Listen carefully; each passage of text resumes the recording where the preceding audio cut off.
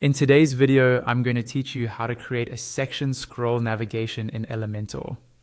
We'll start inside your WordPress dashboard. On the left-hand side, click on Pages. From your list of pages, choose the one where you want to add your scrolling navigation. Hover over that page and click Edit with Elementor.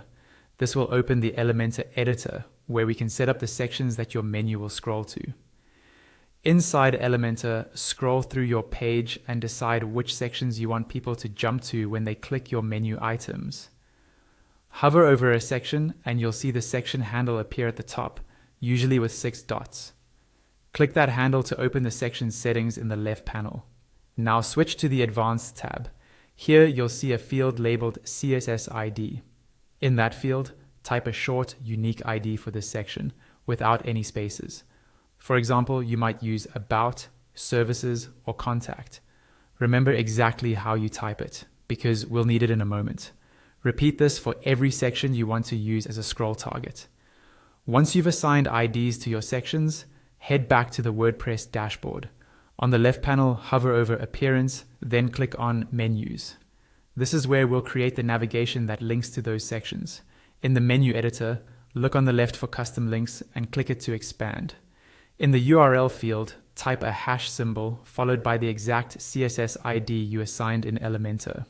For example, if your ID is about, the URL should be #about. In the link text field, type the label you want to appear in your menu, like About Us, then click Add to Menu. After it loads, you'll see your new custom link appear in the menu structure. Repeat this step for each CSS ID you created, then click Save Menu at the bottom. Now return to Elementor and edit your page again. In the Elementor Widgets panel, search for the WordPress menu widget and drag it to where you want your navigation to appear.